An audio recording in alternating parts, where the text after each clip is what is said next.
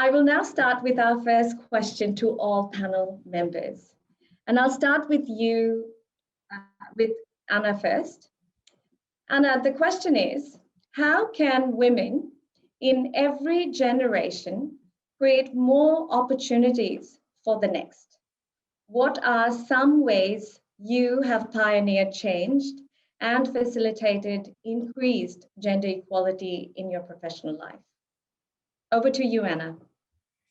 Thank you, Farheen, and thanks for the lovely introduction. Well, I guess for me, in my experience of supporting gender equality within the context of international development programs in the Pacific, as you outlined, and obviously not as a Pacific Islander, I think the fundamental factor in facilitating change is to develop an understanding of the under the iceberg values and drivers, belief systems, histories and power dynamics of the local context. I think too often there's a sense that external aid projects with expatriate consultants and team members can just go into a country and do gender, rather than realising that any shifts in the power dynamics between men and women, including shifts in the way that men and women perceive themselves and their roles within that context, are inextricably linked with very deep-seated social norms and senses of identity within a very complex and localised political economy. And this is why, first and foremost, I've always ensured that any initiative that I've been involved in is led and guided by local actors from within that specific political economy in order to have that sensitivity to those deep level issues. And in my experience, without this, gender aid projects can actually sometimes do more harm than good to the cause of transformative structural change.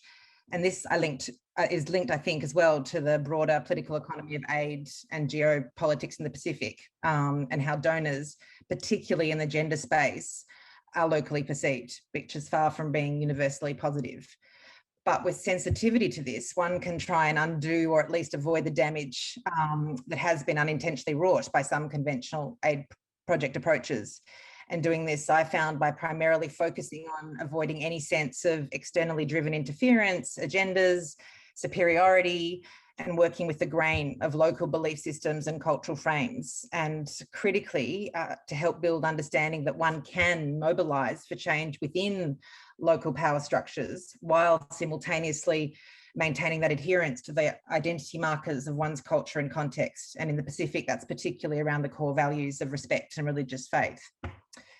Linked to this, and in particular with my regard to supporting women in leadership, I found it very effective to use my role or that of a project vehicle to help promote legitimacy and value of different models of leadership, models which contest the conceptualization of leaders as the big man, dominant, directive, positional, charismatic, largely personified by males in the Pacific, and rather highlight the effectiveness and leadership legitimacy of models that many women in the Pacific, and indeed many developmentally focused men, feel more comfortable with. A more collaborative, collective action approach, often characterized by a valuing of humility, a demonstration of vulnerability alongside strength.